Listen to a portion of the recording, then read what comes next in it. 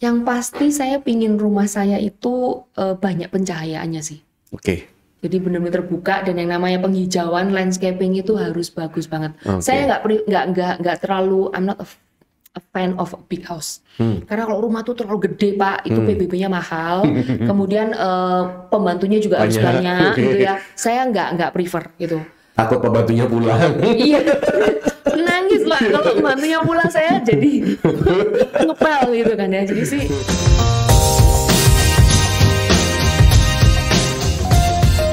Hello Binex Family, jumpa lagi dalam YouTube channel Binex Gallery dalam edisi rumah pertama, dapat rumah pertama. Nah, kali ini kita akan kedatangan seorang tamu yang spesial, praktisi bisnis, pengembang luar biasa, visioner. Dia adalah Ibu Ivana Tantoyo. Kenalin ya, luar biasa. Bu Ivana ini masih muda, tapi Amin. sudah memiliki perumahan, bukan perumahan doang ini. Ini kawasan CBD kita bisa bilang ya, komplek, karena bukan hanya rumah. Kedepannya akan ada macam-macam termasuk komersial area. Wow, keren banget. Nah, kita ingin tahu dulu pengalamannya Bu Ivana supaya bisa menginspirasi teman-teman semua untuk jadi lebih sukses tentunya, sehingga bisa mendapatkan dreamnya. Tentu salah satu dream impian orang adalah memiliki rumah. Seperti dalam podcast kita sebelumnya, burung saja punya rumah, masa kita nggak punya? Ya, kita dianugerahi jauh lebih luar biasa, sempurna dari Tuhan Yang Maha Esa. Masih dalam bulan puasa, kita akan belajar banyak hal dari Ibu Ivana Tantoyo. Bu Ivana, mungkin bisa cerita sedikit pengalamannya Bu Ivana sampai hari ini. Backgroundnya apa sih sebenarnya itu? Ini cerita sejarah ya nih berarti. Sejarah ini berarti ya. Saya ini join. Tapi jangan cerita dari bayi ya Bu ya. Oh iya, nanti nggak cukup nanti waktunya Pak. Jadi saya ini background mulai dari sekolah dulu, boleh nggak sekolah ini? Karena nanti nggak nyambung gitu Pak, lucu ya. Jadi saya ini kan kuliahnya di ilmu komunikasi di Universitas Petra. Oke. Setelah kuliah komunikasi lulus, saya itu kerja di event organizer. Oh. Actually waktu SMA itu sudah mulai, kan biasanya zaman dulu, zaman saya itu zamannya nge-crew gitu ya, itu udah join gitu. Kemudian setelah kuliah ilmu komunikasi, keluar saya join di dunia entertainment itu, di dunia IO. Oh, oke. Setelah kerja. Berarti gaul ini, nak gaul berarti ya. Gaulnya bukan dari situ sih Pak. Tapi memang di dunia IO ini saya belajar banyak hal. Banyak hal sekali, bagaimana menservis orang, bagaimana menghadapi mulai dari yang paling kecil sampai yang paling senior. Karena kan dulu kan kita handle banyak banget. Sweet 17 kita handle, kita mau wedding kita handle, mau ulang tahun pernikahan sampai ulang tahun oma-oma, itu kita handle semua. Oke. Jadi actually banyak pengalaman di situ juga sih.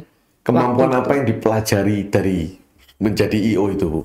Lebih ke Servis arah orang juga termasuk. yes, communication, relationship itu di situ sih. Karena di situ bisa dimarahi orang, bisa juga Waduh. kerja dalam tekanan ya. Oh yes, Oke. itu banyak banget Disuruh-suruh ya kan itu. Oh iya, harus itu mau di indoor mau di outdoor ya sudah, itu kerjaan kita memang. Tapi itu ya itu mungkin salah satu yang bentuk mental juga ya. Jadi orang kerja itu ya memang ya itu ya kan kalau sekarang kan lagi trennya kan katanya work smart gitu kan ya. Nah itu ya saya setuju lah, siapa yang masa work dumb gitu kan ya, pasti work smart. Cuman kalau kata-kata work hard itu juga jangan sampai dihilangin sih.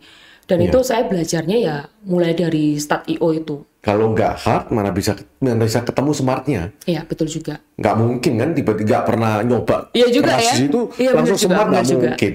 Itu kan reason, menurutku ya, reason untuk orang yang nggak mau work hard. Cuman mau duduk uangnya jalan gitu ya. Iya, dia bisa nemuin cara smart itu kan karena dia sudah work hard di situ. Iya. Baru Di ketemu lapangan. akhirnya, harusnya gini, harusnya gini, harusnya kalau gini. kita nggak ketemu masalah, kita nggak akan pernah ada pengalaman sih. Iya, Nggak berarti akan benar ada ya. pengalaman. Masalah kesempatan untuk improvement. Yes. Itu, betul. Setuju. Oke. Nah, setelah Dan lulus IO banyak masalahnya. Oh banyak. Tugasnya IO itu ngeramal masalah supaya jangan terjadi. Betul sekali. Kok tahu banget ya ini ya? Ini dari properti atau dari mana ini? Pernah tahu IO, teman-teman IO-nya banyak, termasuk Bro Adi Micin. Oh, Yang belum tahu Bro Adi Micin itu salah satu partner kita di Binmax East. Ya. Ya itu memang bener banget sih. Jadi waktu di zaman IO itu bener-bener digembleng banget. Tapi itu juga salah satu lahan kita cari relasi. Nah kita nggak bisa mungkirin di dunia kerja manapun yang namanya relasi itu sangat amat penting. Jaga relation itu ya itu belajar juga dari sana sih. Jadi belajar banyak banget sih kalau dari IO ya. Itu kalau bahas itu terus nanti bisa sejam itu Pak. Saya lanjut fast forward ya. Jadi setelah keluar dari IO itu akhirnya bantu keluarga gitu di perusahaan ini. Actually waktu keluar itu saya lagi mikir gitu loh. Waktu udah merasa oke dah udah cukup nih saya di sini mau ngapain gitu. Pilihannya saya mau buka something yang masih berkaitan dengan bidang pekerjaan saya yang sebelumnya atau bantu keluarga which is di dunia developer ini atau saya cari pengalaman di developer lain. Tuh, setelah menimbang-nimbang ya saya tanya beberapa orang yang saya hormati gitu akhirnya saya milih udah deh langsung masuk ke developer ini bantuin keluarga. Ya itu baru tahun 2012 mulai masuk. Ya. Jadi waktu baru 2011 saya masuk. Nah waktu masuk itu ya rada ya blank, kuliahnya ilmu komunikasi, pengalaman kerjanya di event organizer, kerjanya di developer. Itu checking sertifikat apa nggak ngerti sama sekali KPR, HT, debitur, plafon kayak apa itu udah nggak nyambung sama sekali. Sebelumnya ngurusin surat nikahnya orang, bukan ngurusin jadwal rundown, MC ya kan? Atau bridal. Tapi kepake kalau untuk open house, untuk acara pameran itu. Nah itu kasih karunia-nya Pak Budi. Jadi setelah saya jalankan di ilmu komunikasi sama yang di event organizer, ketika saya masuk ini memang waktu awal-awal jujur saya nggak ngelihat bahwa pengalaman saya sebelumnya itu berguna gitu. Saya mikir kayak mateng, ini masuk developer, udah matematika saya itu selalu merah ya. Jadi dari 10 kali gitu mungkin 9 merah gitu. Cuman satu yang warnanya hitam. Makanya saya mikir mateng. Kan kalau kita masuk di dunia properti ini kan dulu saya waktu di dunia IO angkanya ratusan juta gitu ya. Adalah yang M beberapa. Masuk di dunia properti ini angkanya nolnya panjang semua gitu. Ini kalau salah miss gitu kan gawat gitu kan. Betul. Nah jadi juga rada derdek sih waktu awal-awal masuk gitu. Salah miss dikit ke ujungnya sampai rumahnya jadi bisa salahnya banyak. Nah itu juga, tapi itu untungnya kalau pembangunan bukan di bagian saya gitu. Saya kan yang di bagian untuk ngurusin penjualan kan fokusnya. Nah itu tapi setelah berjalannya waktu, ketika waktu awal-awal memang nggak kerasa gunanya pengalaman saya, tapi setelah berjalan waktu ternyata sangat amat berguna. Jadi setelah saya kuliah itu apa yang saya diajarkan di kuliah dan apa pengalaman saya di IO itu semuanya kepake. Banget gitu. Makanya ketika kalau orang-orang bilang udah Grand Canyon kalau bikin event selalu aneh-aneh ya, selalu ada aja, selalu beda dan lain sebagainya. Ya itu memang ya puji Tuhan karena apa yang sudah saya lalui di belakang. Itu bawa banyak pengalaman sih buat saya. Gitu. Ya udah itu 2011 akhirnya saya masuk di dunia properti itu. Nah ini makanya teman-teman kita belajar dari Bu Ivana ini, kalau kamu ngerjakan sesuatu sekarang, apapun yang dikerjakan do your best. Karena kadang itu kepake. Di the future itu kepake kadang. Banget kalau saya. Akhirnya kan bisa noto acaranya lebih baik, ya kan? Makanya do your best. Nah sekarang Bu Ivana akhirnya pada waktu masuk ke bisnis pengembangan ya, developer berarti kan. Boleh nggak cerita ke kita Bu Ivana? Teman-teman ini kan nonton di sini pasti ada yang sudah punya rumah, kepingin beli rumah lagi, atau yang belum punya rumah, kepingin beli rumah pertamanya di situ. Nah, apa sih hitam putihnya di dunia developer, Bu? Hitam putih apa ini maksudnya? Hitam putih itu dunia developer. Kadang ada developer yang beli tak dibangun, lalu kemudian ya tahu lah maksudnya apa yang harus kita ini harus waspadai ya. Kita belum ngomong rumahnya ini, kita ngomong developernya dulu. Nah, Bu Ivana kan nyemplung di situ kan pasti tahu ya. Atau ada pengalaman mungkin ya. Kalau dari ketawa saya ini ada pengalaman emang Pak. Ketawanya senyum-senyum kecut gitu Pak ya. Manis-manis kecut ini kayak rujak. Jadi dulu saya tuh pernah zamannya awal-awal ya, dimana kalau sekarang sih kan memang kalau properti apartemen tuh nggak terlalu nggak se-booming dulu. Masih ingat nggak Pak Budi zaman-zaman apartemen tuh, waduh sampai udah nggak inget gitu, saking banyaknya developer yang launch apartemen gitu kan. Betul. Apalagi kalau dari property agent kan satu kantor belum jadi sudah belum ya kan itu banyak banget kan. Nah itu waktu di zaman panas-panasan itu, saya termasuk korbannya. Yang ikut panas. Yang ikut panas gitu. Saya termasuk salah satu korbannya yang ikut panas gitu ya. Terus kemudian akhirnya saya dengan panas itu saya membeli sebuah properti dan akhirnya ke Blowo gitu. Surabaya. Di Surabaya. Tahun berapa Bu Ivana? Sekitar 5-6 tahun yang lalu. 5-6 tahun lalu. 7 tahun yang lalu ya, sekitar itu deh. Jangan dibaca-baca Pak, saya nggak akan spill namanya. Nggak jadi tit ya. Jadi waktu itu panas gitu ya, terus akhirnya kayak, aduh, nggak dapat barang. Apalagi waktu itu kan juga para agent banyak yang menawarkan gitu kan, yang nge-push juga gitu, yang ngebohongi itu. Itu bahasa Indo saya nggak tahu, bahasa Jawa itu Pak. Ngebohongi itu artinya dorong terus ya kan? Ya, ayo. Kasih gitu deadline ya kan itu. Ya, kalau nggak nanti nggak dapat unit gini. Kayak, aduh, akhirnya panas deh gitu kan, akhirnya beli gitu. Tapi ternyata setelah beli, nah waktu itu kan saya baru banget masuk di dunia properti, masih ijo banget, nggak ngerti sembarang kalirnya lah, nggak ngerti legalitas, nggak ngerti SPR isinya itu apa dan lain sebagainya. Kemudian setelah itu baru tahu itu 5 tahun kemudian kalau ternyata propertinya tidak diselesaikan. Nah itu wah saya waktu itu kayak aduh. Nah cuman ketika saya menoleh ke belakang, yaitu saya nggak nyalahin siapa-siapa sih. Kita cuma bisa nyalahin diri kita sendiri. Karena kan basically segala keputusan itu kan kita yang ambil. Gitu. Menurut saya ya dua sisi sih. Kalau misalnya saya jadi agent, saya pasti akan menjadi agent yang saya review dulu. Ini developernya siapa sih? Gitu kan, ini genah nggak sih gitu kan ya, nggak mentang-mentang cuman ketika saya jualan saya dapat something, saya nge-push barang ini gitu. Saya kalau jadi agent saya akan berlaku demikian. Gitu. Tapi kalau misalnya ada teman yang curhat sama saya pun dalam kondisi dia menyalahkan agent, saya juga nggak bilang loh, it's your decision kok, it's your money, kamu yang transfer gitu kan ya.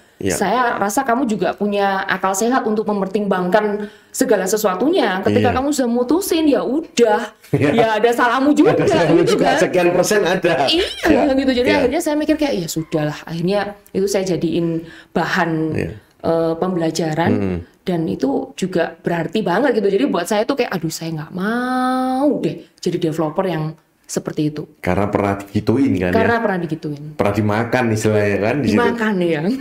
Akhirnya jangan makan orang ya kan. Oh jangan. Ya, ini agent-agent yang dengar Bu Ivana Tantoyo pernah kasih sharing yang bagus banget. Nah, kadang kita sebagai tenaga penjual itu berpikir tugas kita cuma jual. Enggak. Tugas kita itu jual dan mendeliver sesuatu yang baik kepada pelanggan. Makanya telusuri lebih dulu. Kita nih pernah nolak satu proyek apartemen Bu di Surabaya.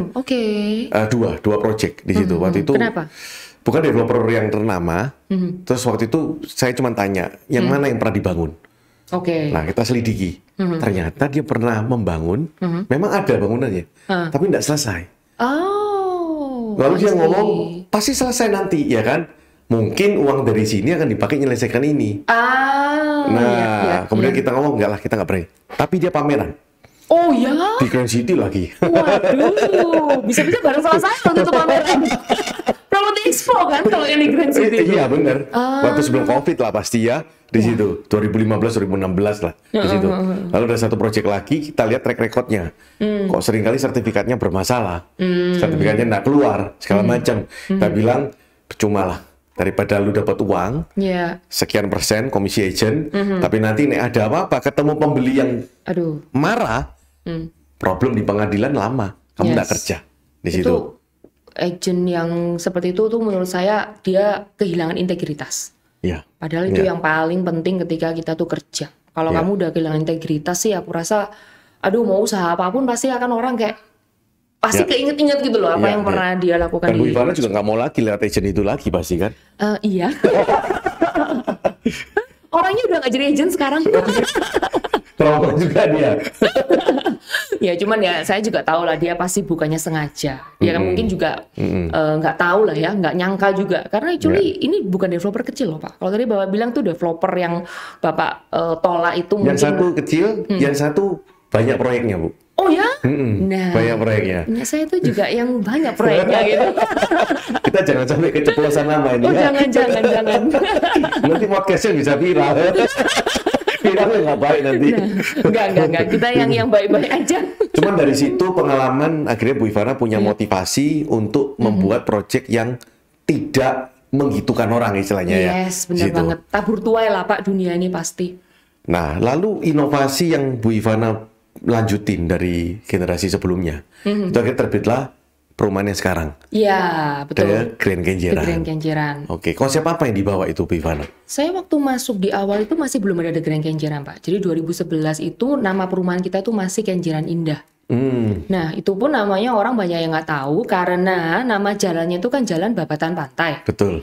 Nah, karena tulisan Kenjeran Indah itu sama generasi sebelum saya itu dipasang di plang tapi di atas. Oh. Nah, jadi ketika mobil lewat itu nggak ada.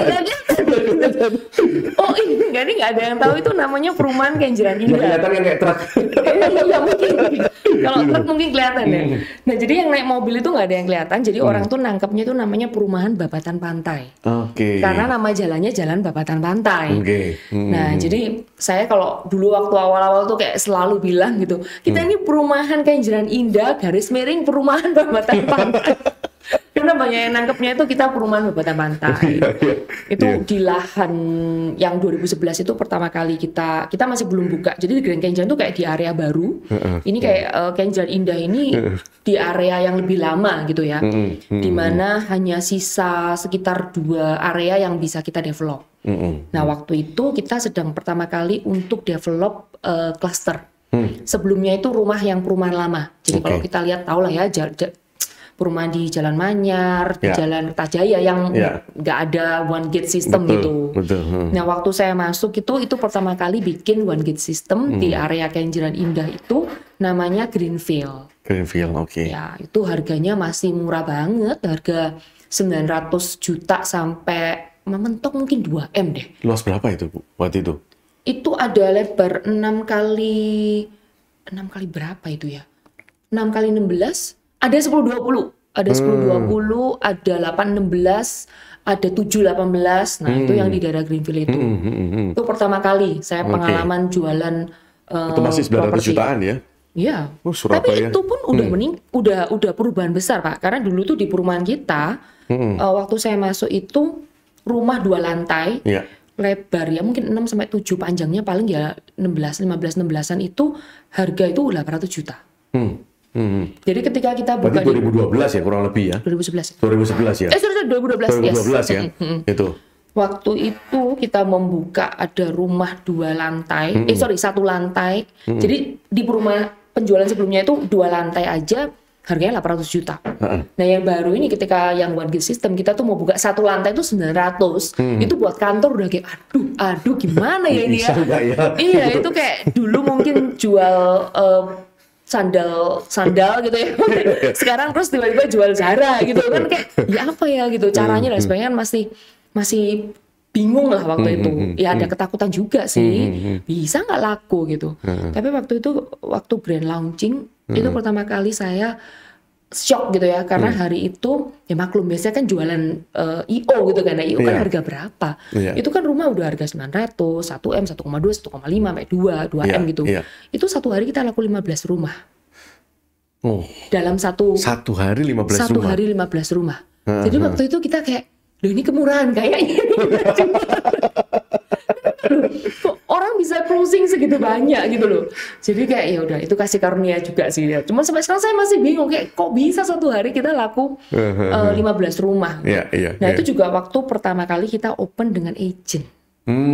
Sebelumnya pasar sendiri. Sebelumnya itu in-house sendiri dan sebelumnya itu sangat amat kayak tertutup gitu loh. Maklum kan yang handle waktu itu di generasi kedua. Maksudnya generasi kan pertama kali ini kan dari generasi engkong sama mak saya. Generasi kedua itu ada berarti kan ada orang tua gitu kan. Sekarang ini barusan kita. Di sini saya yang kebetulan handle penjualan, sepupu saya namanya Rocky itu yang handle di pembangunan. Iya itu, jadi ya itu waktu shock-shocknya juga sih. Waktu itu perubahan yang sangat signifikan sih di tempat saya. Akhirnya saya mikir, waduh, dulu tuh banknya cuma BCA. Boleh sebut merek nggak apa-apa ya? Boleh. Oh boleh, oke. Kalau bank boleh. Bang boleh ya? Oh iya kemarin Pak Rudi ke sini. Pak Rudi saya bantuin promosi Pak. Bunga termurah itu sekarang. Iya. Jadi waktu itu mama tuh cuma mau sama BCA gitu. Yang lain tuh kayak rada nutup gitu loh. Oke. Terus kemudian ketika saya masuk ya biasa kan saya orangnya relationship itu buat saya penting banget kan. Jadi saya buka jalan. Akhirnya saya gandeng agent, akhirnya saya gandeng bank juga. Mulai terbuka. Ini konsep ya sudah ya. Iya. Networknya keluar. Oke. Tuh. Setelah dari sana kita masih pindah setelah menggarap itu selesai kita garap lagi yang namanya Astoria Park. Ya. Setelah Astoria Park selesai. Ini sold out semua kan? Sudah sold out semua. Yang dari itu kan berarti kan start 1-2 Eman ya. Terus kemudian pindah ke Astoria itu udah ke 3-4 Eman. Astoria 2 lantai semua kan ya? 2 lantai semua. Itu artinya sudah ke 3-4 Eman. Iya. Jadi konsep yang lebih baru lagi, yang lebih high end lagi ya kan, secara harga juga naik. Ya. Road jalan juga lebar-lebar ya? Iya. Ya? Betul. Road jalan lebar-lebar. Iya. Road jalan kita lebar itu. Memang beda ya feelingnya ya Pak ya. Iya. Kalau roadnya kecil sama lebar itu feelingnya tuh beda. Iya, betul. Saya waktu setelah itu selesai baru kita masuk ke The Grand Kenjeran. Itu 2018. The Grand Kenjeran itu. 18 launching ya? 18 kita pre-launching, 2019 baru kita grand launching. Pas COVID itu? Enggak. Oh ya setelahnya, setahun setelahnya ya? Iya. Oke, jadi Itu sejarahnya biar tahu ya Pak ya. Biar tahu The Grand Kenjeran nggak tiba-tiba kayak gitu. Sebelumnya tuh ada pengalaman-pengalaman yang mungkin orang nggak lihat gitu sebelumnya gimana gitu kan ya, berdarah-darahnya di sebelumnya itu. Apalagi kan kita juga generasi baru ya. Perubahan yang kita bawa kan belum tentu selalu mendapatkan dukungan. Iya. Nah, tapi ya untungnya over the time ketika mereka melihat hasil, ya sudah. Akhirnya percaya. Karena betul-betul diubah konsepnya kan. Awalnya in-house, diubah ke sana ya. Teman-teman yang mungkin merasa rumah harga 900 jutaan murah di tahun 2012-2013 itu mungkin 900 juta itu setara dengan berapa mobil Avanza ya? Mungkin bisa 9 mobil Avanza itu. Bisa lebih. Zaman itu maksudnya? Zaman itu loh ya. Avanza waktu itu masih, kalau nggak salah masih 100 juta kalau nggak salah loh ya. Di situ. Kalau nggak salah. Sekarang udah berapa? Di situ.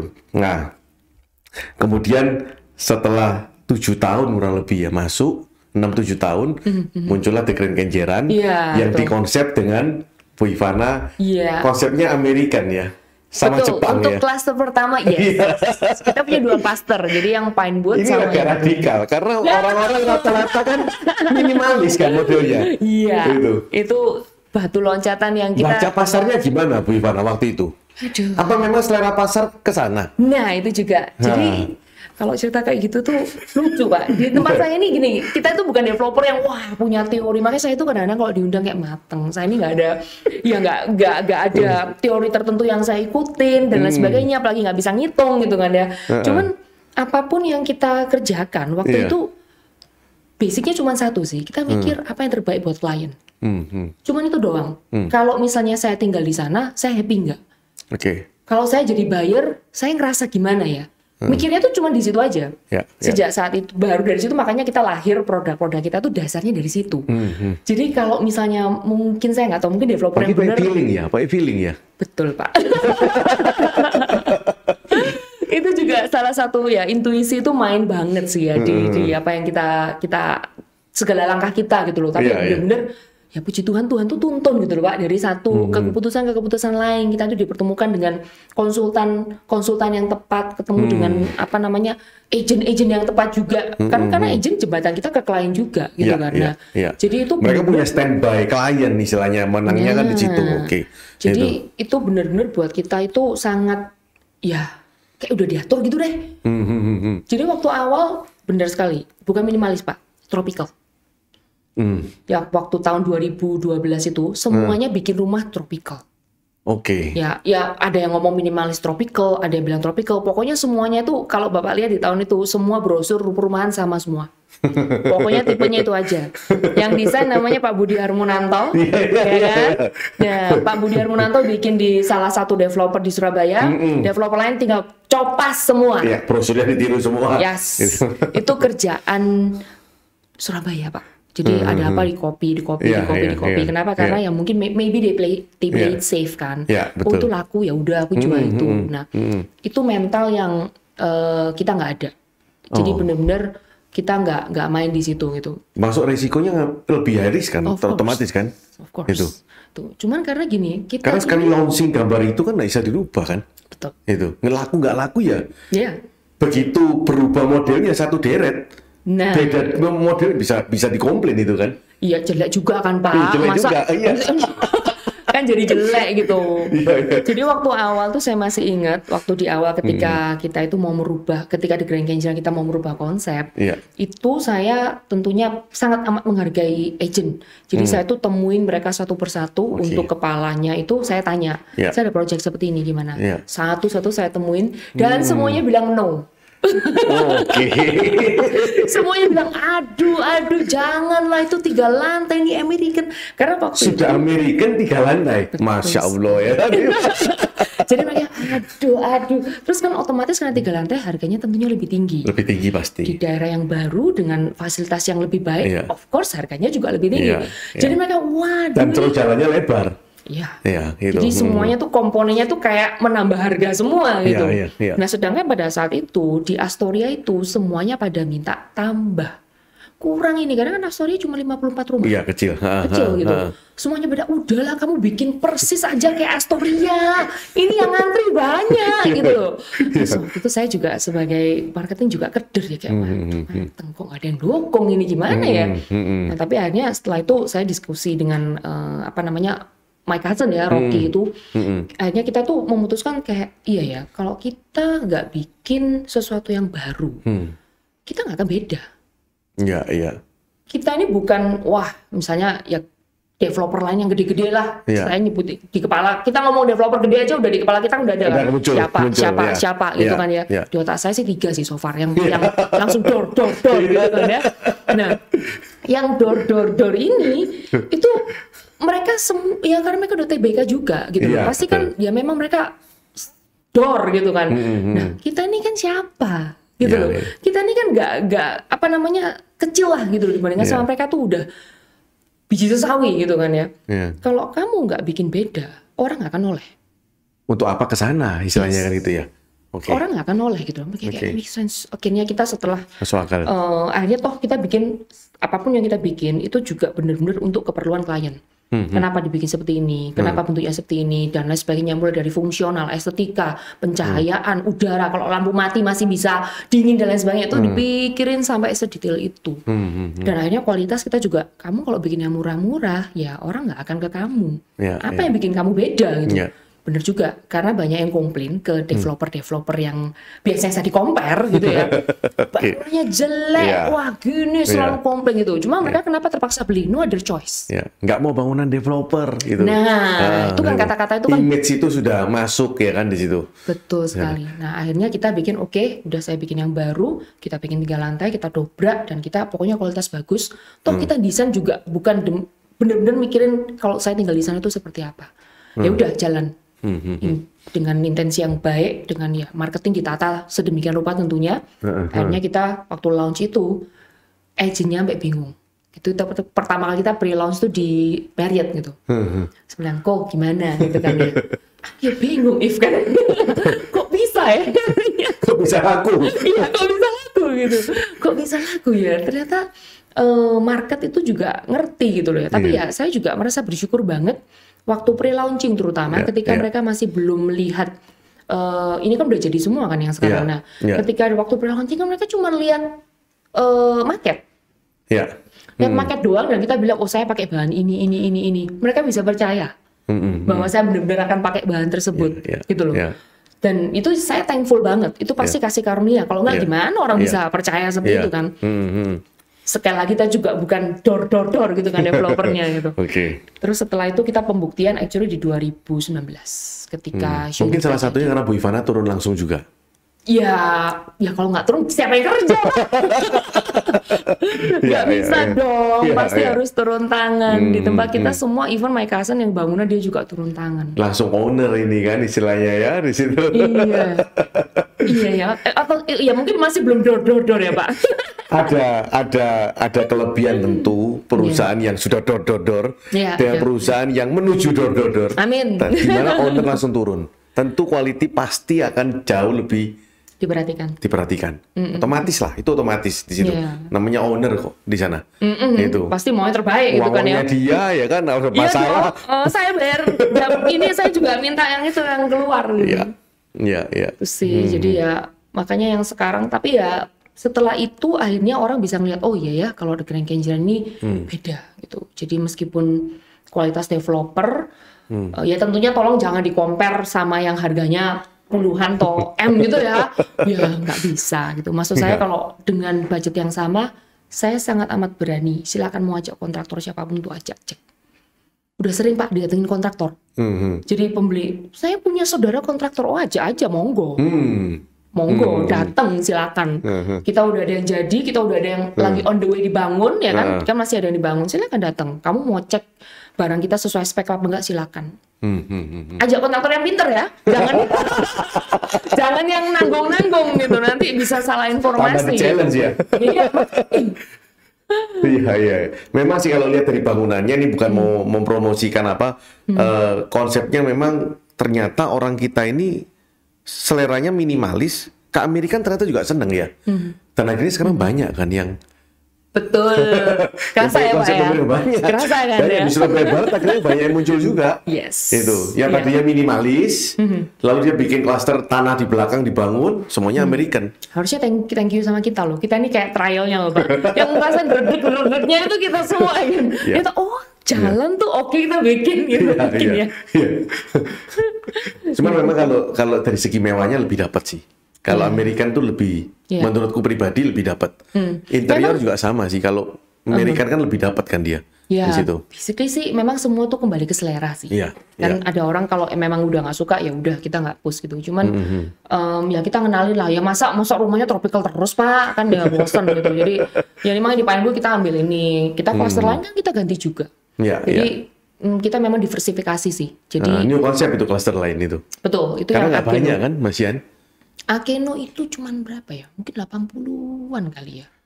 80 atau 100 ya di Akeno itu. Jumlah nggak banyak. Dan konsepnya Jepang ya? Kita lebih ngomongnya Asian. Jadi saya nggak direct ke Jepang gitu, enggak sih. Kita nggak terlalu ke... Tapi mulai banyak memang yang konsep-konsep Jepang kan, apartemen di Mejen kan juga konsep Jepang juga. Terus ada juga yang konsep Jepang juga itu di Surabaya Barat juga ada, daerah Mejen sana juga ada. Mulai banyak juga sih ya. Jakarta kan juga ada ya. Itu. Ya, basically sih kalau Jepang dari dulu kan memang sudah ada ya.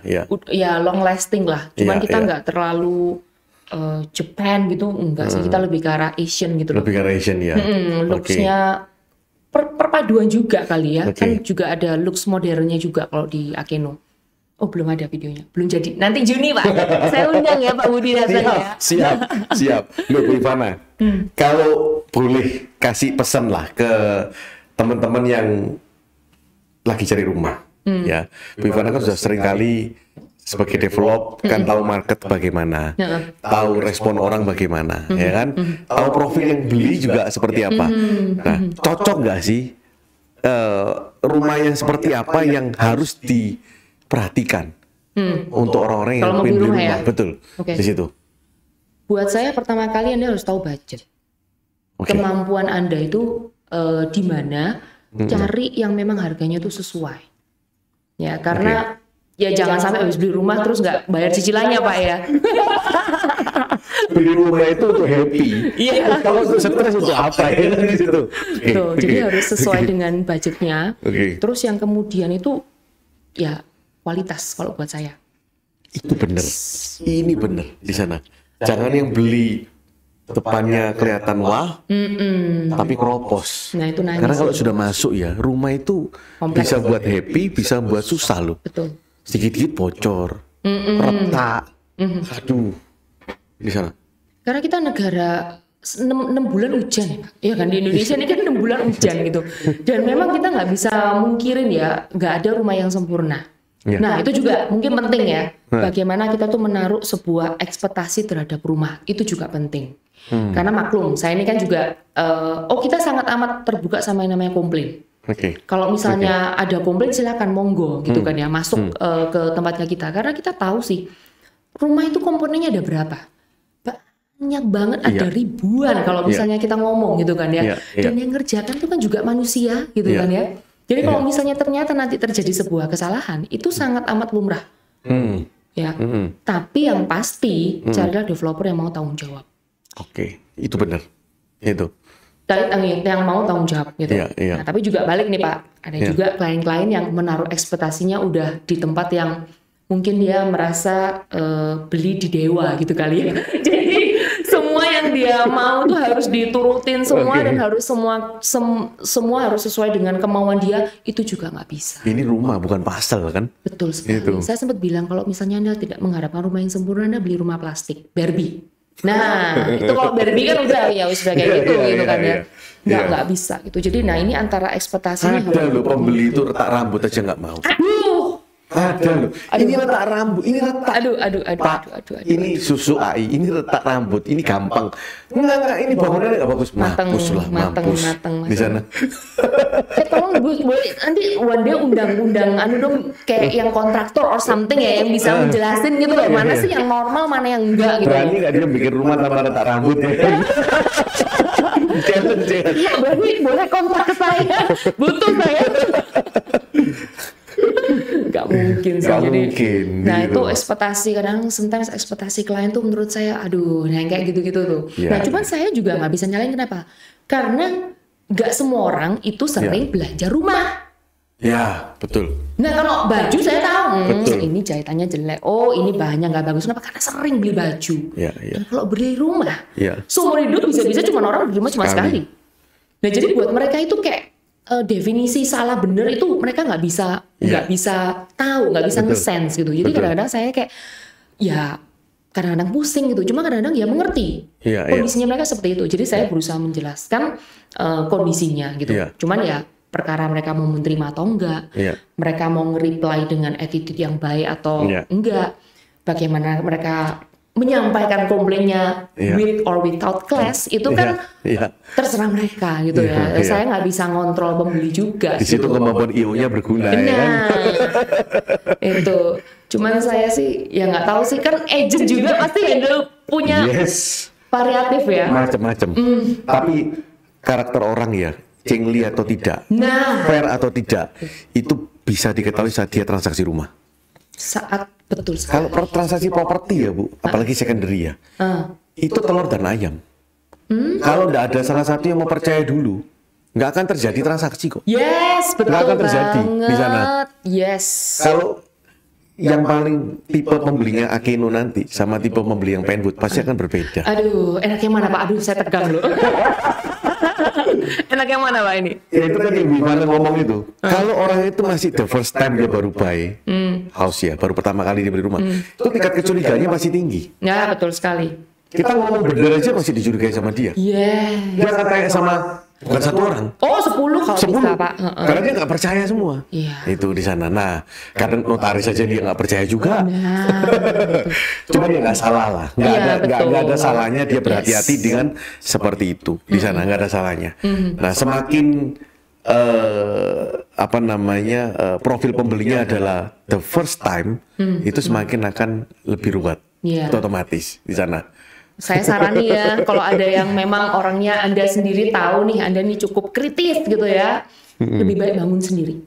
Udah, monggo silakan bangun sendiri ya. Terus saya berharap Anda nanti ngerasakan ketemu sama namanya kontraktor Indonesia. Nanti monggo gitu ya, bisa enjoy the journey gitu ya.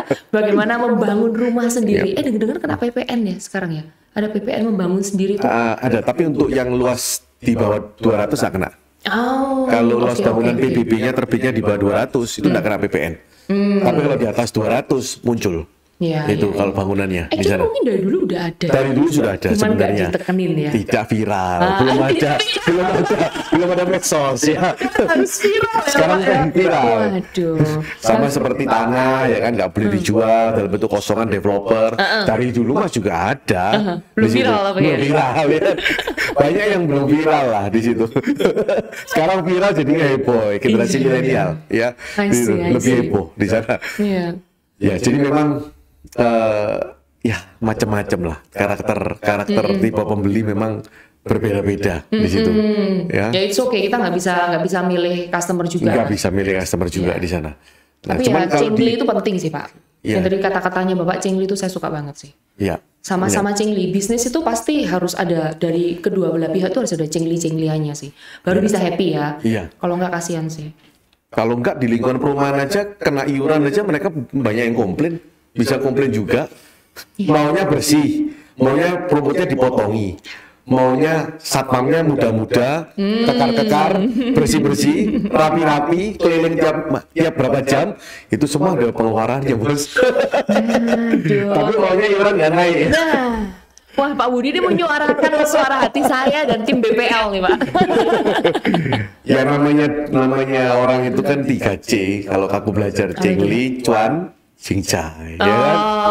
Tahu nggak ya? Cengli, cuan, cincai. Oke. Ya kita harus mau kasih dong orang cuan lah di situ ya kan. Kalau kita mau dapat fasilitas, kita harus mau kasih orang cuan lah di situ. Kalau kita sudah cuan, kita cengli, masih ini cincai lah di situ, di sana. Orang sudah the best kasih kita kok di situ. Nah, macam-macam memang komplek ya. Makanya aku bilang kemampuan IO-nya pasti bermanfaat di situ. Karena untuk handling objection ya kan, dulu disuruh-suruh ya kan, di situ itu kan terjadi semua di sana. Nah kalau sekarang profil orang yang ada di Astoria sama di Grand Kejaran, kira-kira usianya mana lebih muda atau sama? Gini, di tempat kita tuh banyak yang tinggal sama yang beliin beda. Jadi yang beliin orang tuanya, yang tinggal itu anaknya. Banyak yang seperti itu. Tapi memang ada juga yang memang dia beli sendiri untuk ditempati sendiri juga ada. Tapi kalau misalnya dibeliin orang tuanya itu biasanya baru nikah. Salah nggak sih kayak gitu tuh? Ya enggak dong, kenapa? Enggak kan? Privilege kok itu. Privilege ya dong, orang tua kerja buat siapa kalau nggak buat anaknya? Terus anaknya nggak mau pakai, terus ya udah kasih saya aja nggak apa-apa. Kalau ada dengan anak nolak gitu. Ada loh Bu, pembeli-pembeli itu yang nggak mau dibantu orang tuanya. Dia merasa lebih survive dan merasa lebih keren kalau dia bisa beli sendiri. Ya nggak salah juga, ya kan nggak salah juga. Gitu. Tapi kalau ada privilege itu ya, Bu ya dipakai di situ. Nggak apa-apa itu di sana. Tinggal kamu kembalikan aja uangnya nanti. Kecuali kalau orang tua bantu anaknya, orang tua tuh juga happy loh. Bisa bantu anaknya kan? Ya karena uangnya kan tujuannya juga salah satunya untuk anaknya kan. Itu. Tapi banyak juga yang seperti itu. Dia lihat rumah, cari budget yang misalkan 2M. Tapi matanya dia mata selera 4M. Waduh. Mau diapakan ya nggak akan ketemu. Iya pasti. Kecuali itu downgrade ya. Iya. Downgrade matanya dia di situ. Kalau nggak di downgrade nggak, kamarnya kurang gede. Kasih yang kamarnya gede. Lingkungannya nggak bagus, ya jelas aja bro. Ya jelas aja kalau lingkungannya bagus, bangunnya pasti mengecil. Karena habis di tanahnya kan, di situ harganya. Gitu. Akhirnya naikin budget. Orang tuanya mampu, nggak? Aku mau pakai uang gede, ya boleh di situ. Tapi ya nggak kebeli pasti rumahnya. Ya harus ada yang ditata ya, ekspektasinya, harapannya, budgetnya itu harus tinggal dimainin gitulah. Tapi kembali tadi kan baru saran untuk orang yang beli rumah yang harus diperhatikan. Tadi yang sesuai budget ya kan, apalagi di sana. Kualitas kan ya tadi kedua. Kualitas. Budget ya actually sesuai kebutuhan juga sih. Jadi kalau misalnya ada orang tua tinggal atau enggak, itu ya.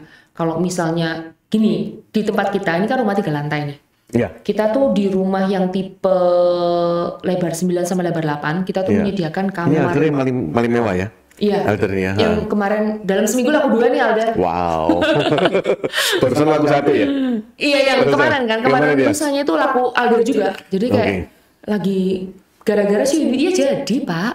Kita itu kan udah lama banget. Jadi Alder itu, jadi waktu kita pre-launching di Marriott itu kan kita buka lebar 6 sama lebar 6, lebar 8, lebar 9. Ya bayangan kita yang laku yang lebih murah gitu kan, yang lebar 6. Ternyata yang habis duluan tuh yang lebar 9. Jadi yang Alder ini udah habis, tinggal sisa beberapa doang yang itu kasarannya posisinya itu ada yang tusuk sate. Oke. Nah, hal seperti itu kan. Kok bisa gitu, Bu? Kok bisa laku duluan yang Nah, lebih itu saya mahal? juga bingung tuh. Jadi ternyata actually kita ngomong buying power di Surabaya Timur itu masih gede. Yang Rata-rata laku pembelinya orang mana, Bu? Surabaya juga? Surabaya. Surabaya Timur juga? Yes. Oke. Saya lihat profil customer di Surabaya ini, kalau Surabaya Timur pindah Barat masih mungkin, tapi kalau Barat suruh pindah Timur kayaknya kayak enggak. Ada sih, tapi sedikit. Betul sekali. Ada. Sedikit sekali. Itu. Saya punya klien tuh pindah dari Barat ke Timur. Itu. Karena dia merasa Timur lebih murah. I see. Biaya lebih murah ya kan di situ. Iya. Kayaknya iya sih. Soalnya orang Timur tuh lebih mikir, mungkin banyak orang OKL gitu ya. Jadi pikirannya sangat amat Terus kepadatan penduduknya per meternya tinggian Timur loh. Oh iya. Jadi kalau mau usaha untuk yang middle low class, lebih pasarnya lebih luas. Iya. Kepadatannya loh ya di situ. Iya sih. Kampung-kampungnya kan banyak. Iya. Tapi itu yang masuk di kampung-kampung duitnya juga bukan kampungan loh Pak duitnya itu. Itu kan mulai di kampung. Kedengan. Sampai di BCA masuknya prioritas Pak. Ya. Kalau Timur itu celana pendekan, tapi duitnya buying powernya tinggi di sana. Nah itu. Lebih terkenal OKL ya, itu ya. Betul. Customer kita yang di sini tuh jarang banget yang mantan orang IO Pak ya. Jadi kita tuh biasanya kan AI yang di pesta itu kan wah yang rambutnya Pak Budi aja tahu kan ya. Nah itu banyak kan saya temui gitu. Karena kan waktu itu IO saya itu kan juga yang levelnya middle up gitu. Jadi yang ke pesta kan semuanya yang rambut AI kayak gitu kan. Itu yang saya temuin di buyer saya tuh enggak. Jadi modelnya yang biasa-biasa gitu. Tapi ada yang pernah saya tuh dealing sama satu klien, dia itu barusan tutup toko ke kantor saya pakai daster Pak. Jadi benar-benar literally daster dan orangnya juga nggak terlalu besar, jadi orangnya kayak rada pendek gitu. Nggak kelihatan lah ya. Gitu. Aduh Pak, 100% nggak kelihatan itu. Itu mungkin umur 35-40 lah. Itu masih badannya kecil pakai daster, sandalnya juga sandal biasa banget. Kan habis jaga toko gitu. Jadi ya mungkin kayaknya tokonya mungkin toko kelontong gitu ya. Nggak berhasil pasti premiumnya. Pasti gitu. Tapi bayarnya cash Pak. Bayarnya cash. Nah itu klien-klien profilnya. Ini ngomong miliar loh ya. Oh iya. Jadi ngomongnya miliar. Kalau anak muda ngomong flexing beli mobil 1-2 miliar, ini rumahnya miliar ini. Ini flexingnya rumah yang ini. Dan itu dasteran yang beli. Ya, itu yang paling ekstrim ya. Yang benar-benar saya pernah temuin itu literally seperti itu. Itu ketemu gitu kesan pertama gimana sih, Bu? Bisa beli nggak gitu? Nggak ada sih Pak buat saya. Ya? Saya sih kalau klien semua saya gini, saya lebih respect dengan klien yang attitude baik. Kalau nggak jodoh beli pun di tempat saya bisa mau tanya-tanya sama monggo gitu loh, saya bantu. Tapi kalau klien kamu mau sparkling apapun, lu mau pakai dari atas sampai bawah gitu ya. Kalau attitude nggak baik, saya nggak banyak bicara. Oke. Karena ya nggak tahu sih Pak, saya sangat amat memandang relation soalnya.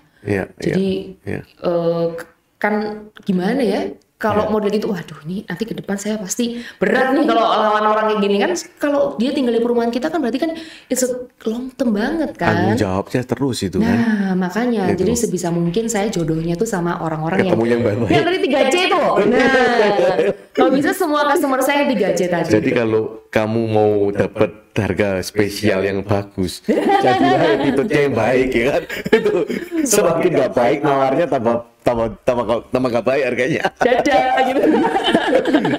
Ya. Karena supply ini kan nggak banyak. Developer itu loh. Kita kalau ngomong 4 tahun 5 tahun nggak banyak bangun rumah. Iya. Betul. Yang banyak 100 meter ke bawah. Oh iya. Yang 100 meter ke atas sedikit. Karena yang jalan seperti itu Pak. Yang laku itu kan yang angkanya saya dengar banyak dari agensi gitu loh, yang mereka cerita kalau kamu nggak jual 1M ke bawah, kamu susah gitu loh. Karena sekarang pasarnya lagi ke situ semua. Gitu. Tapi sebenarnya di secondary laku loh Bu. Pasar yang secondary itu rumah harga di atas 1M kan maksudnya? Yes. Oke. Di atas 5M banyak yang laku. Ya. Jadi ternyata saat home builder beristirahat, developer beristirahat tidak banyak bangun rumah-rumah yang ukuran 200 meter ke atas. Itu di level kelas menengah ke atas. Ini kan dia lihat yang punya budget 5, 6, 7M, dia mau belikan anaknya kan nggak mungkin mau yang 100 meter ke bawah. Iya makanya. Akhirnya home builder ini muncul. Mau rumah setahun 10 laku, itu satu orang. Setahun bisa laku 9, 10, 11 unit di sana. Lalu nanti home builder lagi yang lain. Home builder. Jadi dia beli tanah-tanah kosong, dia bangun, dia jual, dia bangun, dia jual. Hidup dia. Profesinya jadi 5 tahun ini jadi marak. I see. Di situ dia bangun konsep-konsep Dulu yang sempat marak ya, terus redup, sekarang marak lagi. Marak lagi, karena nggak ada. Dia cari ke pengembang yang door sekalipun nggak ada di situ. Iya betul. Mana ada? Nggak ada di situ. Ya, karena pasti ya semua developer pasti kan mikirnya cash flow kan Pak. Iya. Nah yang jalan yang mana gitu. Iya. Nah kita sih ya meskipun benar juga ya kita harus mikirin cash flow, kita nggak bisa sembarangan aja pokoknya idealis gitu, nggak jalan sih perusahaan. Tapi gimana ya balik-balik sih Pak. Kita tahu kita lebih suka kalau istilahnya dulu ada blue ocean sama red ocean kan. Kita selalu larinya ke blue ocean aja. Ya karena ya tahu diri lah, kita mau gontok-gontokan sama mereka juga, aduh kayaknya babak belur kita, ya udah kita stay di blue ocean aja. Tetap akan ada pasarnya. Kan kita deliver yang terbaik, masa klien nggak bisa ngelihat sih? I think kita juga bisa laku meskipun dengan kasarnya bukan developer dar-dar tapi bisa jalan karena mereka ngelihat. Kita ada bener-bener hasilnya tuh ya, bener-bener mikirin mereka. Ini tipe Wisteria nih yang saya paling suka layoutnya nih, yang ini. Layout yang gimana sih Bu? Yang bagus menurut Bu Ivana? Nah ini dari kamar yang saya bilang ada kamar tidur utama di tadi melengseh banget ya. Tadi pertanyaannya yang sesuai kebutuhan nih. Kalau ada orang tua biasanya tuh minta kamar tidur utama di lantai 1. Ini lantai 1? Lantai 1. Jadi kita kasih 1. Nah, jadi nggak perlu naik tangga ya? Nggak perlu naik tangga gitu. Cuman to be honest, saya bikin ini untuk ya itu deh mengakomodir kebutuhan customer yang pingin punya kamar tidur utama di lantai 1. Tetap ada taman-tamannya ya? Oh harus ada, Pak. Rumah kalau nggak ada penghijauan sih mending. Aduh, saya tuh pernah void ya, void ini. Void, yes. Iya. Saya tuh pernah ketemu sama klien ya, dia tuh bilang, oh saya minta ini ditutup gini, maunya tuh more rooms, jadi space-nya lebih gede. Loh Pak, kalau ini ditutup semua, Bapak beli ruko loh Pak. Ya betul. Bukan beli rumah, beli ruko loh. Terus akhirnya ya saya bisa dipakai ini kita. Iya, itu biasa orang tua yang main gitu tuh kan. Ya, karena kan mereka pasti mikirnya cuan-cuan more space, ngapain kayak sinar apa, jendela-jendela dan lain sebagainya. Ya, justru kita itu mempertemukan antara yang namanya estetika dan fungsional. Orang dulu tuh mikirnya fungsional terus, nggak mikir estetika. Tapi juga ada yang beberapa itu mikir estetika doang, nggak mikir fungsional. Nah, karena kita ini orang ya didikannya masih didikan fungsional, ya. Cuman matanya mata estetika Pak. Jadi kita tuh kayak mempertemukan kedua kebutuhan tersebut. Itu lahirnya di Grand Kenjeran ini. Sama ada layoutnya selalu. Aku lihat kebanyakan ada layoutnya kan. Ada layout apa void kok layout void. Iya. Layoutnya banyak ada voidnya ya. Betul. 3 lantai kita itu kayaknya Pak Budi pertama kali desain buat kita sih. Setelah itu dipakai di tempat lain ya. Iya. Karena ya void itu menurutku juga penting sih. Ya. Itu. Orang kalau mau bisa tutup semua beda. Rumah with void sama without void itu beda banget feel-nya. Beda. Rumahnya kan jauh kelihatan mahal kalau ada void. Iya. Sampai kerasanya lebih loss gitu loh ya. Iya. Ya, lebih terang gitu kan. Itu. Orang juga kan sering, saya tuh ya, nih pertanyaan paling menarik nih. Saya tuh pernah bilang, aduh 3 lantai, nggak kuat naik. Nah, ya kan? Itu paling sering tuh, orang bilang kayak gitu ya. Terus saya mikir kayak, ya mungkin karena saya puji Tuhan masih muda dan sehat gitu. Jadi buat saya kayak nggak ada masalah gitu. Karena tangga kita juga bukan yang tangga tinggi, tangga kita tuh bener-bener tangga yang sangat nyaman, enak banget gitu loh, secara sizingnya. Karena itu memang saya tahu tuh ngefek. Semakin tinggi semakin capek kan. Nah, terus saya mikir kok bisa ya. Terus kemudian saya tuh one day, saya tuh waktu di Korea Selatan, lagi naik subway gitu ya. Di Jepang apa di Korea ya? Pokoknya kalau ke Jepang, ke Korea sana, itu kan banyak banget subway itu yang nggak ada lift langsung ke atas. Kan harus naik tangga gitu. Harus naik tangga dulu sampai baru ke jalanan kan itu. Semua subway pasti di underground. Berarti pasti naik tangga segitu banyak. Betul. Waktu saya di subway, saya lihat itu banyak banget engkong emak ya. Betul juga sih ya. Engkong emak itu semua dalam kondisi sehat. Mereka juga pasti naik tangga itu juga gitu loh. Saya mikir kayak, so actually ya kenapa banyak sekali orang tua yang di Indonesia ini nggak bisa jalan nggak kuat. Bisa jadi karena kebiasaan mereka setelah puluhan tahun dia naik mobil, jalan doang, nggak mau naik tangga. Betul. Ya kan? Iya, iya. Saya mikir kayak, waduh kalau gitu ya lebih baik saya tiap hari sejak muda saya naik turun tangga terus. Sampai ketika saya nanti tua, saya masih kuat naik turun tangga. Iya, iya, iya. Saya sih mikirnya gitu. Iya, iya. Atau itu pembelaan ya, saya nggak tahu. Karena produknya 3 lantai gitu kan ya. Cuman saya tuh paling bingung kalau dapat pertanyaan gitu. Karena saya ya memang orang tua nggak itu. Cuman setelah saya itu mata saya jadi terbuka. Karena sudah puluhan tahun kebiasaannya gitu. Lututnya udah nggak kuat. Iya, iya, iya. Ambil nggak olahraga kan dia? Itu. Jadi ini rumah olahraga sekalian Pak ya. Bisa nggak sih kalau VoIT itu dikasih lift, bisa nggak? Mungkin nggak? Mungkin ya. Bisa, tapi harus jebol Bisa jendelanya. dijebol kan? Bisa dijebol kan? Bisa. Oh, Ya kalau bisa. itu prefer yang itu aja yang nggak ada, prefer yang belum dibangun, jadi bisa request. Sekarang banyak banget lift yang untuk home service tuh bisa ditaruh situ. Iya, iya, tapi repot juga. Lift, nanti ada orang yang ngomong, nanti kalau liftnya macet di jalan, di tengah-tengah gimana? Ya sudah, berdoa aja sehat selalu sampai masa tua, gitu ya. Kuat terus gitu, doanya gitu aja Pak. Iya, betul. Pasti semua ada plus minus lah, tidak ada rumah yang sempurna. Rumah saya pun pasti juga ada orang-orang yang merasa, oh saya nggak cocok karena A, saya nggak cocok karena B. Which makes sense gitu. Jadi kalau hal seperti itu kadang-kadang saya tuh bilang, saya tuh paling pusing kalau orang bilang, ini loh kurang ini. Nah kalau saya menerima ini semua ya nggak bisa gitu. Oh yang ninggali kita kok. Nah ya makanya itu, kan tiap orang tuh punya profil berbeda. Jadi makanya itu saya bilang kebutuhannya apa. Kalau memang cocok di tempat saya, kalau nggak cocok jangan ke tempat saya. Nanti tinggal di sini nggak happy, marah-marahnya ke orang saya juga kan Pak. Saya nggak suka. Jadi lebih baik.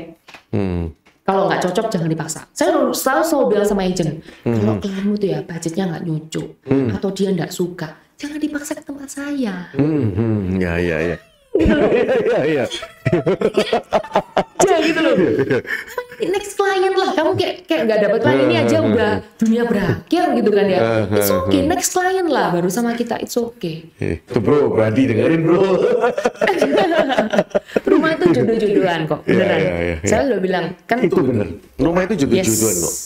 Kita ini kan juga pernah jual rumah, beli rumah ya. Rumah ini dijual, let's say 3,3 M, nggak laku-laku. Kita beli 3 M, ceder. 4 bulan kemudian kita jual, laku 3,8 M. Oh. Di situ. Padahal dijual, ya karena kita mikir kok bisa ya. Iya. Nggak tahu ya, mungkin yang nungguin lain mungkin ya. Tapi bener banget, itu jodoh-jodohan. Jadi itu. makanya saya tuh kalau ketemu klien ya, apalagi saya tuh paling dredeg tuh kalau misalnya unitnya tinggal 1. Unitnya tinggal 1, ketemu sama klien, niku-niku dia masih mikir, gitu kan ya, masih terus ada mikir. orang lain. Nah, kita nggak enak kan? Nah, ya makanya itu. Cuman saya tuh udah bilang, Ibu, kalau tidak ada UTJ, rumah ini free ya. Iya. Jadi bukan milik Anda. Lalu dia minta spesial kan untuk aku dong, jaga dulu. Kita serba salah ya kan di situ. Saya udah bilang depan kalau ada yang UTJ masuk, tapi Ibu nggak usah khawatir Bu, rumah ini jodoh-jodohan kok. Kalau ini jodoh Ibu ya punya Ibu, kalau enggak. Kalau Ibu ya kecuali Ibu berani UTJ, ayo monggo kan gitu. Iya. Betul. Ini namanya kejadian. Jadi rumah kita bikin ada satu rumah ini ya, dia itu rumah yang kita siapin ready stock untuk tipe Alder. Nggak laku-laku. Iya. Terus kemudian akhirnya ya udah deh, kita udah kehabisan show unit. Karena show unit yang lama udah dibeli orang, yang udah 0. Jadi show unit kita 3 lantai tuh 0, cuma punya 2 lantai. Kan nggak mungkin developer nggak punya show unit. Jadi akhirnya saya menjual, saya isi deh supaya jadi ya udah kalau nggak ada itu saya buat interior aja buat show unit. Gitu kan. Iya. Nggak sampai sebulan laku. Di closing kemarin.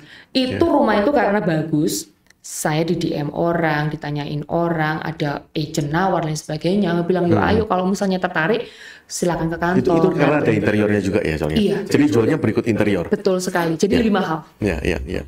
Malah laku. Memang. Karena ada interior itu malah bisa buat rumah lebih cepat laku memang. Yes. Padahal kalau misalnya, kalau saya ya, ini ya share tips juga ya. Kalau misalnya saya itu, karena saya suka interior kali ya. Jadi menurut saya kalau ada rumah kosongan yang lebih harganya pasti lebih murah dong, rumah kosongan sama lebih isi. Pasti. Ya saya lebih baik saya beli yang kosong. Terus interior sendiri. Saya sih lebih prefer seperti itu. Cuman memang ya kita nggak bisa mungkirin. Show unit saya itu banyak laku karena ada orang tuh mau merit cepat butuh harus ready. Itu juga sama hemat resiko Bu, karena belum tentu interiornya bisa bagus. Betul ya kan? Sekali. Itu kan ini kan udah jadi. Resiko itu ada nilainya lah. Iya, betul sekali. Kamu harus hargai ya kan? Iya, gitu. kan kalau saya kan kenal interior rekanan saya Pak. Jadi kalau saya sih udah. Sesuai gini menghitung tanah sekian, bangun sekian, jadi rumahnya harus sekian. Ya nggak bisa dong. Iya. Kan ada risiko yang bangun ini kan ada risikonya. Risikonya harus kamu hargai. Sama waktu kan di situ. Kalau interior Pak, kalau interior kontraktor itu saya masih berani lah. Tapi kalau bangun rumah Pak, saya ke depan saya juga bakal beli rumah jadi. Iya. Karena risiko. Pengalaman. Makan hatinya ada. Aduh Pak, saya tuh dengar. Ya tapi kalau kita itu kan kerjaan. Jadi ya sudah, kita harus handle itu. Ya actually anak buah saya, my cousins ya. Dan memang kalau kerjaan ya ada waktu, sudah harus tercurah ke sana kan. Ya memang. Gitu. Kan memang profit kan di situ. Yes. Tapi kalau kita bangun kan waktunya kita baginya gimana? Gitu. Saya kasih cerita lucu lagi soal klien. Apa ini? Ngomong-ngomong soal bangun nih gitu ya. Klien tuh kalau beli rumah di developer, tentunya setelah rumah ready kita serahkan Pak. Itu namanya rumah beli developer. Betul. Tapi ada customer tuh yang tiap hari kayak mandor Pak. Datang ke hari. Datang ke. Nah itu dan dia merasa saya pemilik rumahnya, saya yang beli rumahnya gitu. Ya saya dong ngomong ini. Aduh ini gimana ya memberikan penjelasan ke customer yang tipe seperti ini gitu. Karena kan memang kan pasti harapannya dia datang, ini nggak cocok ini. Oh Pak diganti dong, kan nggak bisa dong. Kan ini juga orang punya mandor, punya atasan, ini punya bos gitu, dimana bosnya ini yang kerja sama kita, kan linknya banyak, kan nggak mungkin dia itu langsung motong. Dia juga punya setiap hari sudah ada list kerjaan yang harus dia kerjakan gitu kan, nggak mungkin belangin satu orang gitu. Nah itu hal-hal yang mereka tuh nggak paham gitu. Jadi sometimes tuh saya kadang-kadang kalau kalau customer kayak gini saya aja bangun rumah kalau mau ngomong sama tukang nggak bisa, harus ngomongin sama mandornya. Kan? Betul. Nggak bisa. Oh kita pernah kejadian Pak. Jadi waktu itu orangnya itu ngomong sama tukang, kemudian tukangnya saya nggak tahu bikin salah atau gimana gitu. Terus itu marah-marah tuh sama kita. Terus saya bilang, Ibu request ke siapa? Itu ke tukangnya gitu. Oh enggak, sorry, tukangnya tuh menjanjikan sesuatu. Entah, nanti saya mau ngapain gitu ya gitu. Terus kemudian kita dimarah-marahin karena tukangnya nggak ngerjain gitu. Loh, kok gini ya gitu. Terus akhirnya saya meeting kan sama kontraktornya juga gitu loh. Akhirnya ya puji Tuhan kontraktor kita itu bertanggung jawab gitu ya. Akhirnya dia bilang kayak, oke Bu, yang janjinya si tukangnya itu akan dipenuhi gitu kan. Cincai lah, itu maksudnya cincai lah. Cincainya keluar gitu. Saya juga bersyukur ketemu kontraktor seperti ini. Padahal menurut saya, kalau saya ambil keputusan saya nggak mau, itu hak saya. Gitu. Cuman ya balik-balik kerja harus ada cincainya kan. Terus akhirnya saya sindir customernya, Ibu nanti kalau dijanjikan kolam renang jangan percaya tuh ya. Takut loh saya, karena tukangnya kayak Ibu nanti saya bangunin di bawah kolam renang sama ya, sekalian. Terus dia datang nagih saya kolam renang kan gawat gitu. Jadi ya segitulah Pak. Jadi teman-teman Builders Family dengerin ini supaya tahu ya bagaimana ekspektasi terus problem yang ada ya kan di lapangan. Teman-teman juga harus tahu bagaimana etika dalam membeli sebuah properti ya kan. Supaya tahu, karena membeli sebuah properti ini bukan seperti membeli sebuah barang biasa. Iya. Membelinya aja sudah melibatkan banyak pihak. Ya, notaris, bank, ya kan, developer, atau penjual, ada agent properti, ada agentnya juga, macam-macam. Nggak kayak beliin pun, jual beli bawa pulang deh. Di situ ada BPN juga, macam-macam, ada kontraktor. Jadi etikanya itu memang ada di situ, di sana. Nah itu penting banget nemu agent properti yang dipercaya. Iya. Itu penting banget, karena kan dimana-mana agent properti itu kan penasehatnya. Betul. Dia ngomongnya, dia bisa jadi kompor juga. Bisa. Makanya tuh salah ketemu property agent abis lah gitu.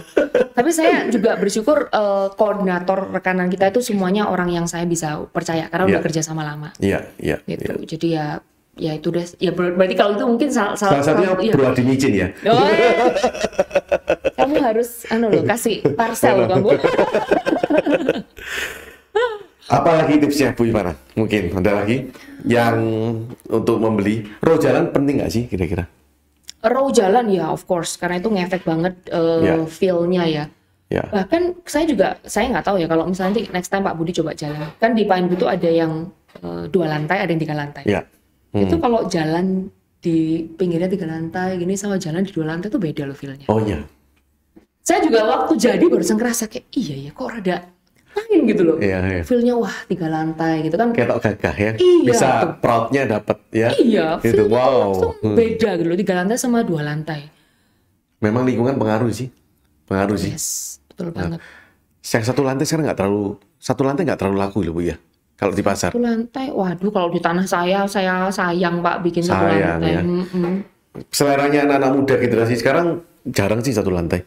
Iya. Kebanyakan 2 lantai. Kebutuhannya kan juga beda ya. Iya, 2 sama 3 lantai sekarang mulai. Iya. Gitu. Ya, selalu mulai dari Grand ya. 3 lantai lalu yang lain ikut ya kan. Dulu pasti kita dibilang gila kan bangun 3 lantai. Iya, Sekarang iya, kan iya, sudah iya. mulai banyak. Iya, Kalau iya. di Jakarta, kalau Jakarta banyak banget sih Pak. Mau 3 nggak mau lantai. tanahnya kan gila Iya. harganya di situ.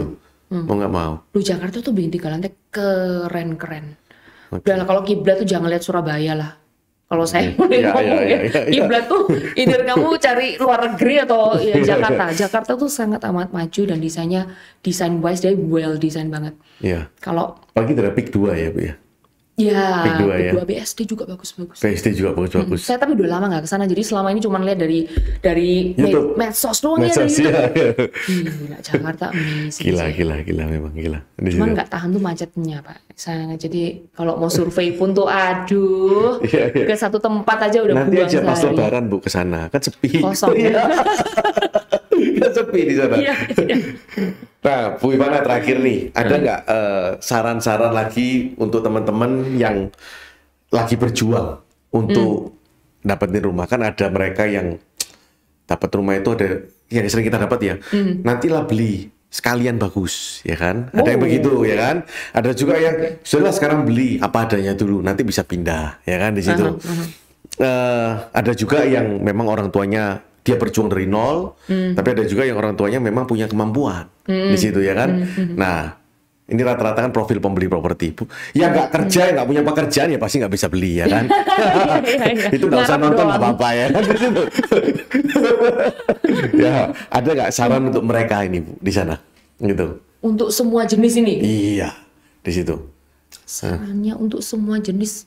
Actually gini sih, buat saya sih nggak ada yang salah sama yang benar ya dari setiap mereka ya. Ada yang mutusin nunggu bagus, ya monggo. Tapi ingatlah harga rumah naik terus bos, gitu kan. Bangunannya naik sekarang kan Bu ya? Aduh, naik. Saya harus segera naik karena dari Iya. segi harga itu saya udah rugi Pak. Makanya cepet deh apa namanya Rugi saya atau untungnya berkurang Bu? untungnya berkurang Pak. Iya benar. Iya, Thank you udah benerin. Untungnya berkurang. Karena kalau misalnya sampai minus Pak saya nggak jualan. Untungnya berkurang banyak Pak. Gimana gitu. Jadi udah nggak bisa. Ini harga bangunan udah naik banget. Kita rencananya Juni itu kita ketika akhir jadi kita semuanya naik harga. Iya, Penyesuaian juga. Iya, iya. Jadi kalau misalnya Anda mau menantikan sampai itu ya saya nggak tahu aliran duitnya ya. Iya. Kalau aliran duitnya mampu tinggal tunggu setahun beli ya monggo lah itu terserah pilihannya dia. Iya. Cuman ya itu saran saya hati-hati aja karena harga rumah itu tambah lama tambah naik terus Iya, gitu kan ya. iya. Apalagi nggak cuma soal itu, soal pilihannya semakin terbatas. Iya, iya. Jadi kalau misalnya Anda maunya, wah saya mau yang depannya danau. Iya. Kamu nggak beli sekarang, tahun depan udah nggak ada yang depan danau. Betul.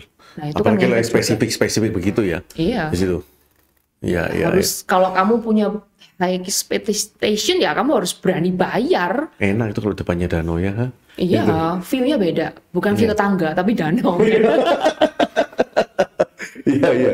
Iya, iya. Nah, itu kalau untuk customer yang sekarang mau beli dulu, ya apalagi ya mungkin karena ada kebutuhan juga ya. Kan Iya. sometimes ada orang yang harus setelah menikah harus meninggalkan rumahnya. Iya. Itu mau nggak mau kan harus beli rumah gitu kan ya nggak salah Daripada juga. bertengkar sama mertuanya, Nah, sama orang tuanya, betul. gitu. Lebih baik pisah itu kalau memang dananya masih belum terkumpul ya monggo aja sih ambil apa adanya. Cuman tetap apa adanya itu karena rumah ya. Jadi benar tadi yang tadi Pak Budi bilang bisa jadi happy tapi bisa juga bikin stres kan kalau Iya. misalnya salah pilih Iya. gitu. Iya. Jadi tetap aja dipilih rumah itu yang benar-benar Iya. kualitasnya. Meskipun kecil tapi kalau berkualitas nggak apa-apa Iya, benar, benar. gitu loh. Cuman Layoutnya bagus-bagus kok sekarang Bu ya. yes. Nah, Itu. cuman memang sekarang tuh hati-hati banyak developer tuh yang mentang-mentang halah rumah kecil, kualitas sama dia disepelekan. Ah, Nah, itu yang hati-hati. Airnya banyak, ya kan? Cepat gula ya, Bu. Gak lama melontok semua, ya kan? Itu gawat sih. Cuman actually sekarang itu bank dan pemerintah juga sedang jor-joran di properti kan. 2 tahun ini kan insentif PPN dulu 50% ya. Kalau rumah saya soalnya kan 3M ke atas. 2M ya batasnya ya. Batasnya 2M. 2M ya. Terus kemudian sekarang kan udah turun tapi tetap ada insentif tetap ada 50%. 25 Pak. 25 sekarang ya. Jadi insentif PPN itu juga membantu sekali. Dan bank kalau zaman saya dulu masuk tuh DP minta 20%. Nah sekarang kan udah kecil banget. Ada yang 5%, ada yang 10%. Nah menurut saya sih udah membantu sekali gitu loh dari pihak bank. Sebelum 2010 malah 30%. Nah, Itu. Oh wow, itu lebih nangis lagi kan buat customer. Nah yang sekarang itu pun developer membantu, karena bank sudah membantu, developer juga bantu, DP-nya kecil pun masih bisa dicicil 1 tahun. Nah, bisa in-house DP ya? Bisa. Tapi harganya kekunci kan, Bu? Kekunci. Harganya kekunci kan? Nah ini bisa menghentikan waktu kan di situ? Betul sekali. Saya rasa ya tetaplah pilih yang, of course I know dengan adanya kualitas pasti harganya mungkin lebih naik gitu ya dibandingkan yang lower quality. Tapi kalau rumah, ya tolonglah kan kecuali Anda beli rumah setahun sekali ya monggo gitu kan ya. Kalau beli rumah seumur hidup sekali lebih baik Anda nabung nabung sampai di jumlah DP-nya tertentu mampu bayar cicilannya udah beli aja. Jangan terlalu idealis sampai gimana juga sih. Cuman ya itu deh banyak pertimbangan sih memang Pak ya. Jadi dan ini per person ini tiap kondisi kan beda juga gitu. Jadi actually kalau tanyain tips untuk semua orang nih saya rada bingung gitu. Cuman ya saya ini ngasih. Kalau rumah impiannya Bu Ivana seperti apa, Bu? Boleh nggak dibuka? Rumah impian. Yang pasti saya pingin rumah saya itu banyak pencahayaannya sih. Jadi benar-benar terbuka dan yang namanya penghijauan, landscaping itu harus bagus banget. Saya nggak terlalu, I'm not a fan of a big house. Karena kalau rumah tuh terlalu gede Pak, itu PBB-nya mahal. Kemudian pembantunya juga harus banyak gitu ya. Saya nggak prefer gitu. Takut pembantunya pulang. Iya. Nangis Pak kalau pembantunya pulang, saya jadi ngepel gitu kan ya. Jadi sih saya nggak, kalau rumah terlalu gede saya malah nggak suka sih. Saya tahu memang orang banyak yang wah beli rumahnya gede. Karena itu soal pride, soal dan lain sebagainya. Ya paham sih gitu. Cuman kalau saya sendiri saya nggak terlalu gitu. Saya mikirnya lebih, waduh ini long term dan lain sebagainya. Banyak loh orang tuh yang setelah punya rumah besar kemudian pindah ke rumah yang lebih kecil. Banyak loh Pak. Banyak. Ya kan? Bukan karena finansial loh ya? Betul, bukan karena finansial. Mikir kayak aduh rumahnya udah kosong semua, anaknya udah keluar semua, ngapain rumah segini gini. Malah jadi serem juga sih Pak, rumah segitu gede terus kamarnya kosong semua. Terus dia sendirian itu aduh. Yang penting homey ya. Betul sekali. Itu bisa ditinggali, dilihat juga enak, dirasain nyaman ya kan? Itu kunci di TGK. Mau parkir gampang, sampai tetangga nggak bertengkar. Kelas itu juga pengaruh ya Bu. Kalau rumah kan menentukan siapa tetangga kita kan. Betul sekali. Itu. Yes. Itu juga lingkungan yang penting untuk anak-anak kita ya. Yes. Makanya itu jangan terlalu lihat. Pokoknya intinya beli rumah itu jangan cuma lihat nominal. Angka itu bukan cuma tanah sama bangunan, tapi juga kelas orang-orang di sekitarnya kan. Gosipnya apa itu mengaruhi racun atau madu kan? Madu atau racun ya kan di situ. Benar di sana. Banyak hal sih yang harus diperhatikan gitu. Jadi banyak orang yang ya kasihan juga sih ya kalau udah salah kaprah gitu. Udah beli properti, ya saya kan juga pernah salah beli properti itu kan juga. Kalau buat saya sih mungkin masih oke karena itu kan saya rencanakan untuk investasi. Tapi untuk orang-orang yang membeli properti tersebut adalah untuk tinggal, dia udah nabung sedemikian lama, itu saya merasa kayak aduh Tuhan, kan kasihan gitu loh. Kan pasti buat mereka itu hilang loh. Betul. Itu kasihan banget, makanya saya benar-benar aduh saya nggak mau jadi developer yang seperti itu. Betul. Plan masuk surga nanti Pak soalnya. Amin. Begitu. Oke, total luas berapa hektar, Bu Ivana? Kalau ini yang Kenjeran Indah, yang di Grand Kenjeran, total itu sekitar 75. 75 hektar ya? Oh, kalau di Grand Kenjerannya aja? Sekitar 25 hektar ya? Wow, dan sekarang yang di develop di klaster Pinewood sama Akeno itu berapa hektar? 5 hektar. Wow. Pinewood 5 hektar, Akeno itu 2 hektaran mungkin ya. 7 hektar berarti? Iya. Wah, berarti masih belum 30% kan ya? Oh, belum. Masih banyak area kita yang mau kita develop nanti. Nah, enaknya kalau masih besar gini, kesempatan harga untuk ikut naik. Karena yang lebih beresiko kan Bu Ivana kan? Iya, betul. Bu Ivana punya lahan masih gede. Pasti keinginan untuk membuat lingkungan itu semakin bagus. Yes. Sehingga tanahnya bisa semakin naik good for business, ya kan? Nah, itu kita tinggal ngikut doang kan istilahnya ya? Betul. Oke. Ada mall juga nanti rencana Bu? Kita ada siapkan area komersial. Komersial ya? Mall atau enggak saya masih belum tahu. Karena definisi mall itu berarti kan gedung yang tertutup, ASEAN semua gitu kan. Iya. Nah itu saya masih belum tahu. Iya, Saya nggak, iya. karena saya tahu diri sih kalau mall lawan-lawan saya kayak gitu kan ya. Saya mending bikin yang lain deh mungkin. Tapi yang pasti itu kalau gagal bisa fix cost itu. Oh, senangis itu Pak. Makanya kita pokoknya tetap area komersial akan kita garap gitu ya. Jadi tentunya dengan konsep yang beda. Seperti apa nanti aja kalau udah mateng saya share. Tapi kalau udah mateng saya sini lagi deh Pak. Kan ada kota lama juga kan ya? Itu Iya, itu actually nama rukonya tuh Ruko 15. Jadi kota lama itu basically hanya satu unit ruko aja yang kita jadikan food court. Oke. Seperti itu. Tapi the whole area itu namanya 15. 15, oke. Itu area komersial. Sip, kita nggak nyangka hampir 1 jam ini kita ngobrol ya. Waduh, overtime, maaf ya. Saya thank you banget Bu Ivana sudah datang kemari ke podcast kita di Dapat Rumah Pertama. Semoga teman-teman semua banyak dapat tips dan tentunya coba kunjungilah The Grand Kenjeran di Surabaya.